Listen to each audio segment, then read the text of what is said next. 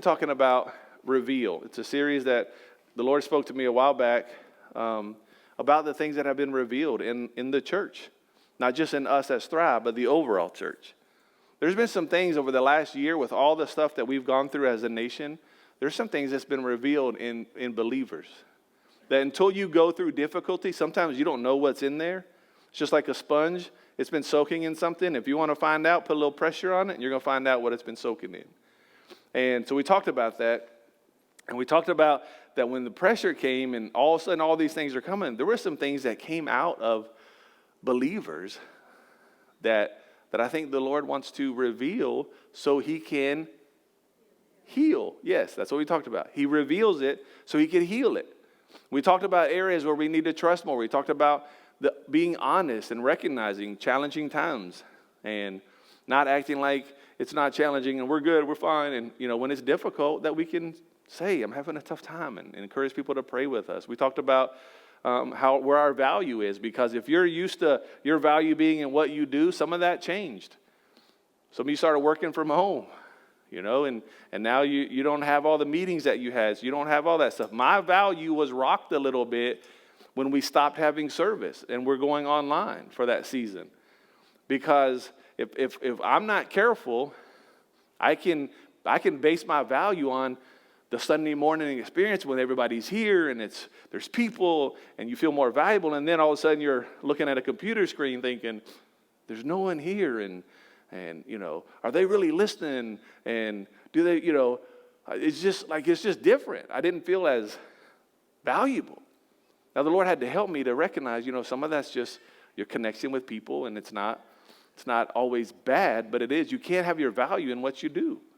Your value has to be in who you are as a child of God. So we talked about that. We talked about let's see, what else did we talk about? Just went blank. We talked about a lot of other stuff. Get on the website, you can see it all. All right? Loneliness, that's what it was. Pastor Curtis talked about loneliness and how we've had to deal with that. Because, like I said, a lot of people were just in their home by themselves all the time. And that can be challenging. Not being able to do the things you used to do or that you're used to doing can be challenging. So we talked about a lot of that stuff. And then several weeks ago, we talked about compassion. And we talked about having compassion for several different kinds of people. And it's taken 2 or 3 weeks to kind of walk through the compassion side. So we're going to wrap up on the compassion thing today. So just as a reminder, compassion is a sympathetic consciousness of others' distress. But it's not just knowing that they're going through a difficulty, but it's having a desire to alleviate it. In other words, true compassion wants to do something. Not like, oh, poor them, and then just keep going. That's not compassion. Compassion says, oh man, that's got to be tough. I wonder if I can help. That second part makes it compassion. Because true compassion has some kind of compulsion to do something. And that's where you know it's compassion. So it's not just sympathy or feeling sorry for someone and then moving on. It's a desire to help. So we looked at these scriptures. Psalms 103 talks about our God being compassionate. It says the Lord is compassionate and merciful. Now let me just ask you this question. Be very honest. How many of you are very glad that the Lord is compassionate and merciful? Amen. Yeah. Because do we always deserve the things that we get? No, we don't. He's slow to get angry, and he's filled with what kind of love? Unfailing love. Let's go to Psalms 145, verse 8 and 9. The Lord is merciful, which means full of mercy, and compassionate, slow to get angry, and filled with unfailing love. The Lord is good to who? Everyone. Does that include that neighbor that gets on your nerves? Does that include that person that just pulled out in front of you? Are you sure? It does include that person. Everyone he's good to. He showers compassion on who? All of his creation. Can I tell you? Every human being in this world was created in the image of God.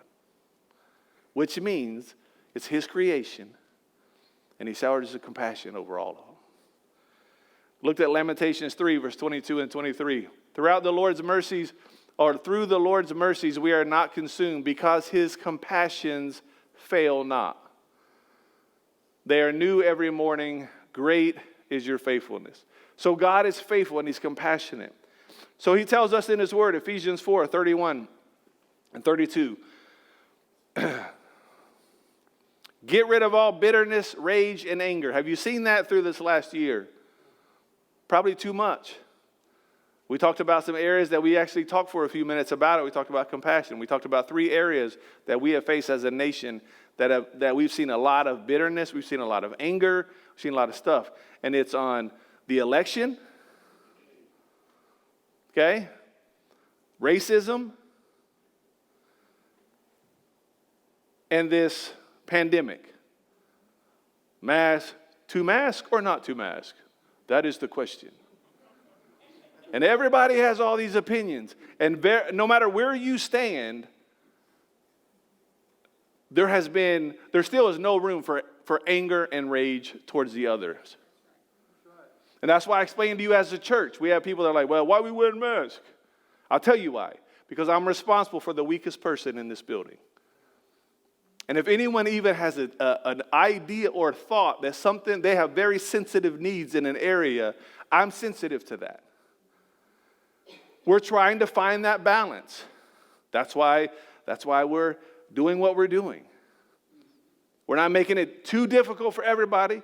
We're not walking in, strapping this on your face, the whole service, you got to do this, you got to do this. But we're saying, look, this is what we're asking because we understand. Some of you may not feel that that's important, and that's okay. Some of you may feel like it needs to be more important, and that's okay. But I can tell you, in my prayer time, this is where we landed, seeking the Lord. Is be cautious and be wise. Trust God. He will take care of us. That's why we did. So there's been, listen, if there's an email about masks, I've gotten it. If there's a question about it, I've gotten it. When it comes to the election, I've gotten the questions. I've gotten the frustration. I'm just going to be honest with you. I have defriended Christian people because of their post. And some of them attend this church. So if you look and you don't see me, I still love you. I still love you. I just had to clear my head for a moment. I might be friends with you. I'll be friends with you at any time, but I just blocked the post. So now everybody's like, what? Did he? I think I'm good.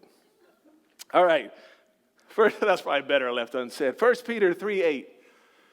Finally, all of you be of one mind, having compassion for one another. Having compassion, those feelings of helping someone when they're hurting. Love as brothers, be tenderhearted, be courteous. Let's go to Colossians 3:12. Therefore, as God's chosen people, holy and dearly loved. Listen what it says. Clothe yourself with what? Compassion. Right? Clothe yourself with compassion. If you look around this room, you can see what everybody clothed themselves with today. You can see a gray shirt or a blue shirt, or you can see a jacket, or you can see whatever. Why? Because it's what's on the outside of them. They're clothed. So I clothe myself this way. This is my jacket. Everyone sees it because it's on the outside of me. You can see it. If I clothe myself with compassion, then you know what you should see everywhere I go? Compassion. Because I put it on. I've clothed myself with it. So you can't have compassion and not show it, because that's not compassion. Compassion is that compulsion to do something. And Jesus is compassionate, and God says he's compassionate toward all of his creation. You know, God was compassionate and kind to you before you ever even served him for a second. He was already nice to you. He didn't love you based on what you're producing or how good you were living. He loved you because he's compassionate. And he cares for you. 1 Peter 3, verse 17. If someone has enough money to live well and sees a brother or sister in need but shows no compassion, how can God's love be in that person? Because God's love says, I want to help you. And if I have the means to help you, I want to. So let's look at this story in Luke chapter 10. It's a familiar story. We're going to start in verse 25. One day, an expert in religious law, some translations say a lawyer, as far as just, really knowing the law of the day, the Jewish law, stood up to test Jesus by asking him this question, Teacher, what should I do to inherit eternal life? Jesus replied, What does the law of Moses say? How do you read it? The man answered, You must love the Lord your God with all of your heart, with all of your soul, with all of your strength, and with all of your mind, and love your neighbor as yourself. So keep it right there. Yeah, you stay right there. I'll read that in just a second. Think about this. Love God, and then love your neighbor as yourself. So loving your neighbor as yourself means you got to love you too. Because you got to love your neighbor the way you love you. Sometimes compassion is you got to be compassionate towards yourself.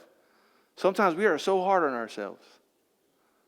And I know it sounds crazy, but I can be so compassionate towards people, and then if I do something, if I struggle with something, I get so frustrated. And I know people are so hard on themselves that they just think no one believes in me, no one this, and it's really because they don't believe in themselves.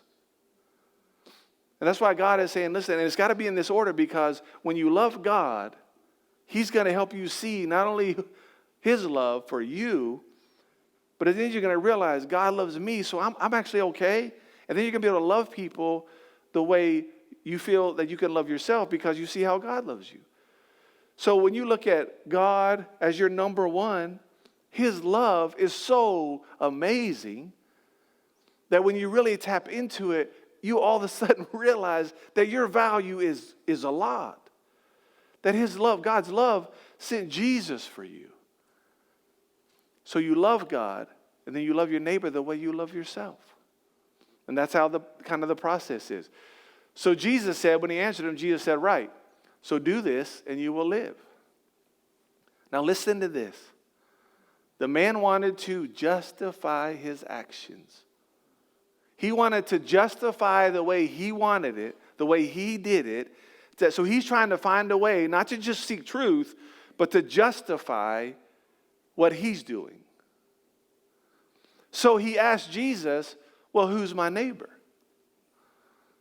And Jesus answered with this story. Let's keep going. Verse 30. Jesus replied with this story.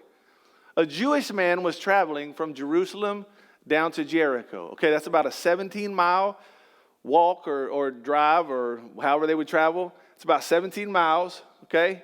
They're going down this. It was already considered to be kind of a dangerous area. And this is a Jewish man that's going this direction. Okay, so this is, this is a Jewish guy. You need to know that. He was attacked by bandits. They stripped him of his clothes, they beat him up, and left him half dead beside the road. By chance, a priest, which would be another Jewish leader, came along, and when he saw the man lying there, he crossed to the other side of the road and passed him by.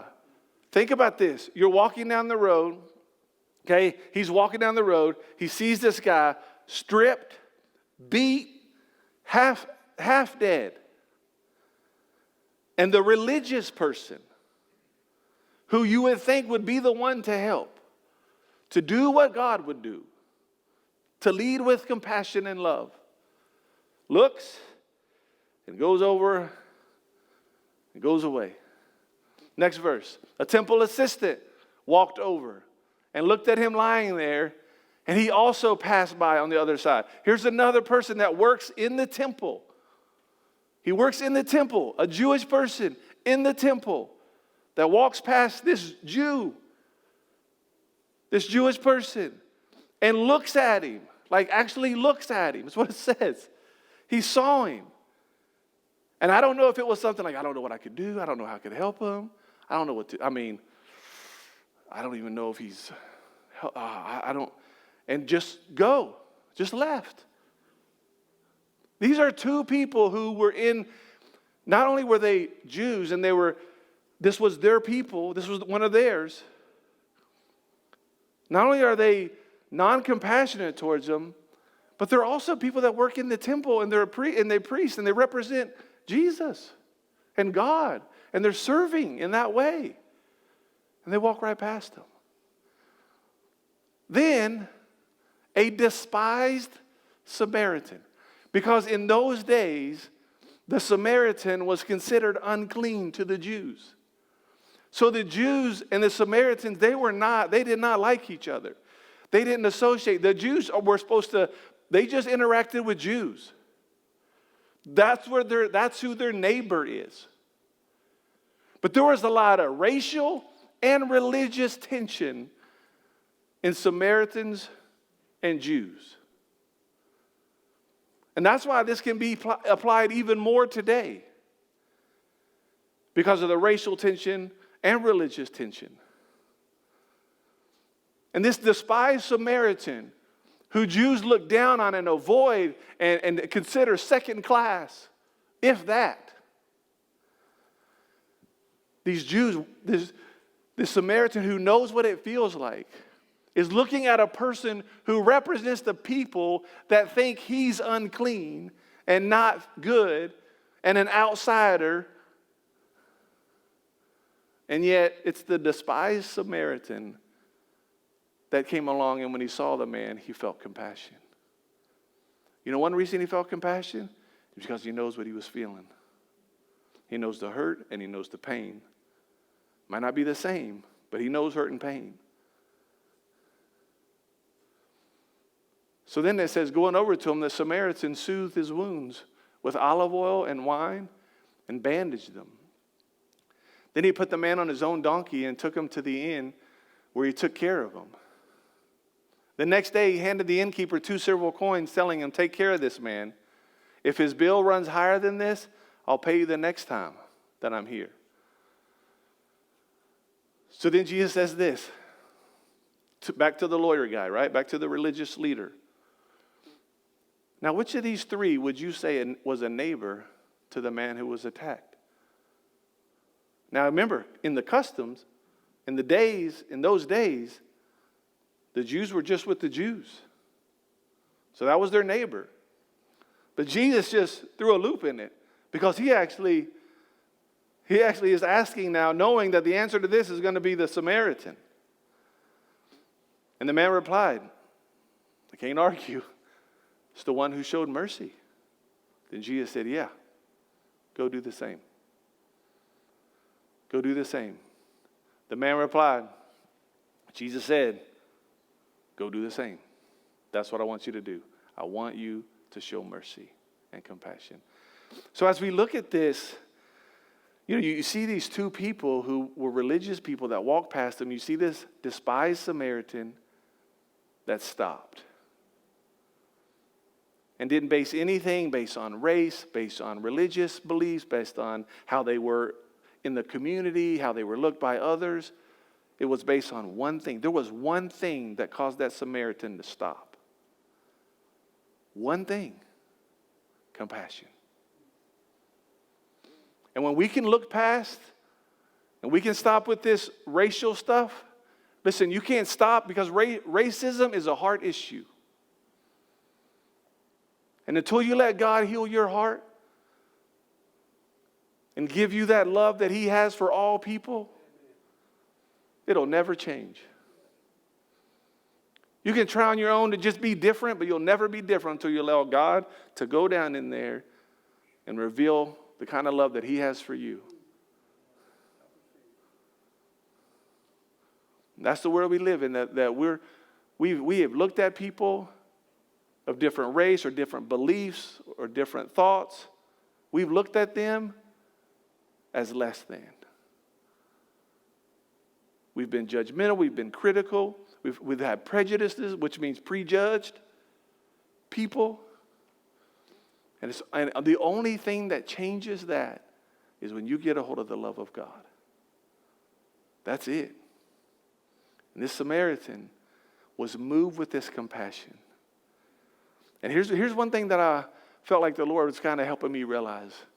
Do you know it says the priest, the temple assistant, the Levi, however it words it in your translation? But can I tell you this? Hear my heart in this? Titles mean nothing if you don't have love. Your title, your spiritual title you give yourself means nothing. You call yourself teacher, call yourself prophet, call yourself evangelist, call yourself whatever you want to call yourself. But if you don't have love, it's nothing.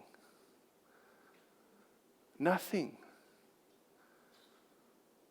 1 Corinthians 13, the first 3 verses, listen to what it says. If I could speak all the languages of earth and of angels, that would be pretty cool. Anywhere you go, you just know the language. I mean, you go anywhere and you're like, oh, yes. And you just start talking fluently. Wouldn't that be awesome? And of angels. Like, you have an angelic language. You'd be like, check me out. Whatever that sounds like. But here's the deal. You can have it. But if you don't love people, you would just be a noisy gong or a clanging cymbal. In other words, you would be annoying. That's my translation, at least for that verse. If I had the gift of prophecy and understood all of God's secret plans and possessed all knowledge, if I had faith that I could move mountains.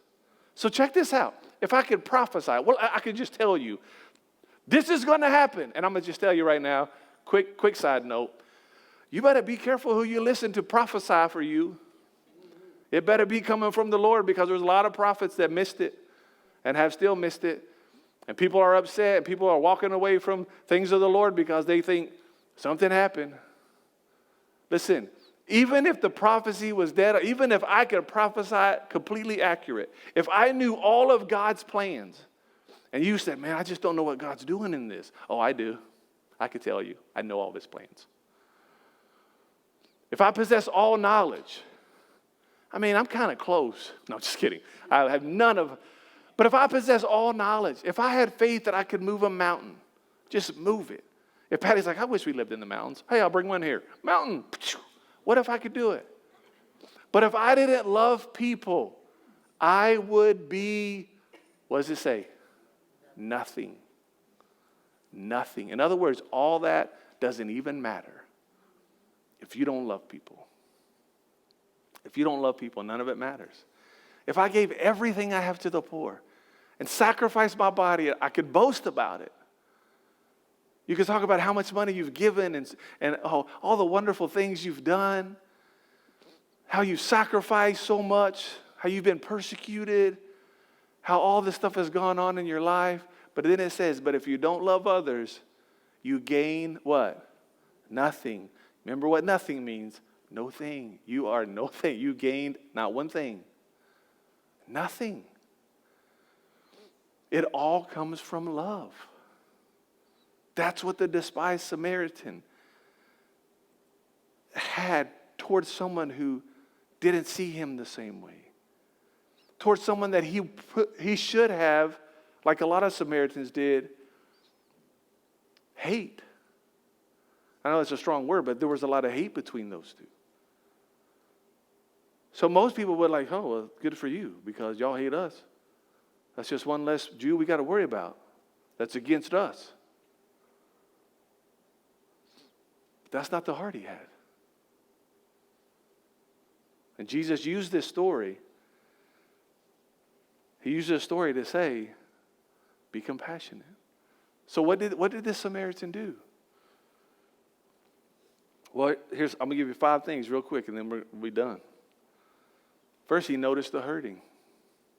Do you know, if we'll stop looking at the outside, if we'll stop looking at beliefs and color and race and culture and how they are, as far as in society, how popular or what their status is, if we stop looking at all that to judge people and we look deeper and see people's hurt,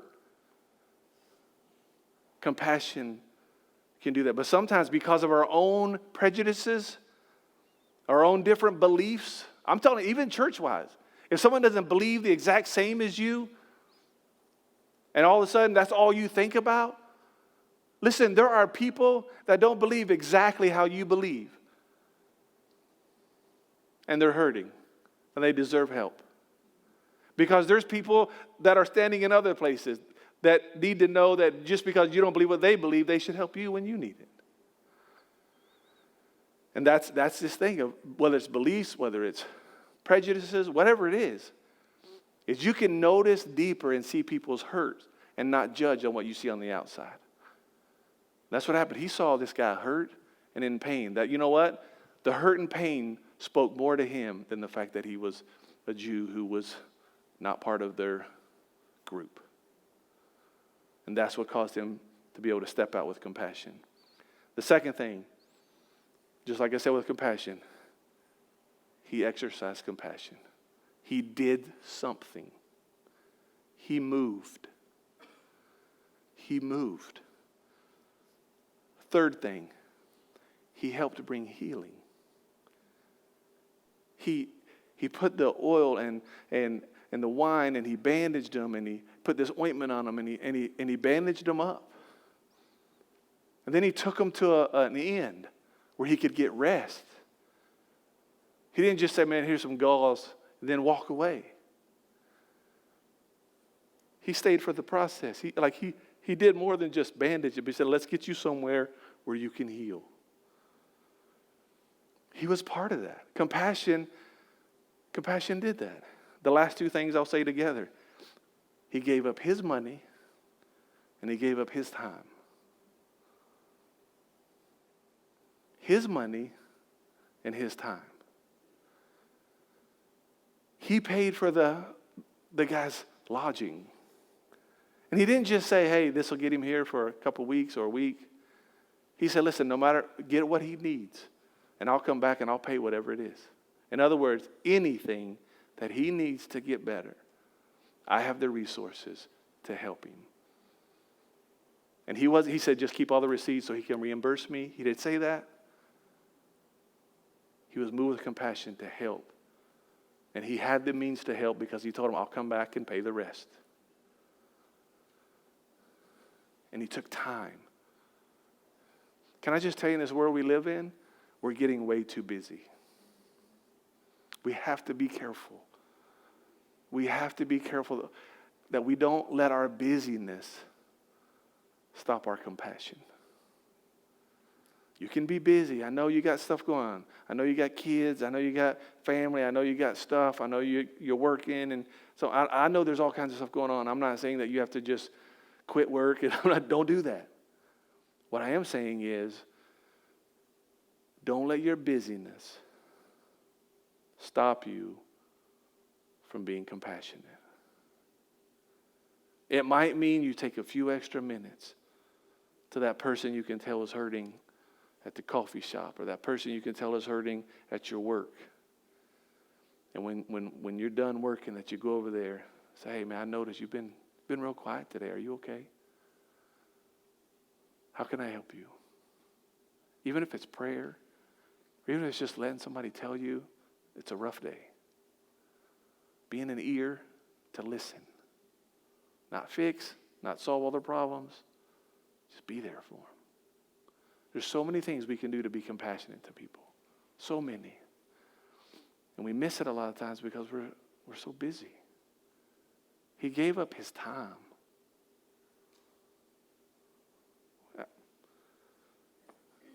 How many times have we thought in our mind, man, if I had more time, I'd help that person? I'm going to tell you right now where one way that you can, and I know there's some things you can't help, but overall, if you want to know what's really the most valuable thing, you can look at where your money goes and your time goes. A lot of times that'll help you understand what's really the most important thing. See, I never speak on tithing in the sense of just like, do an offering sermon every Sunday. But I do recognize that, that I have tithed since I was young. And God has been faithful. But can I tell you why I tithe? Not because I'm commanded.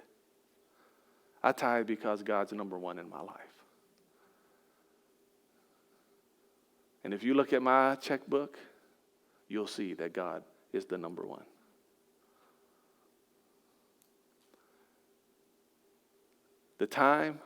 I take time to spend with the Lord. I'm learning to have some quiet time. I'm learning to read some more. I'm finally learning to read, y'all. I'm learning to read more.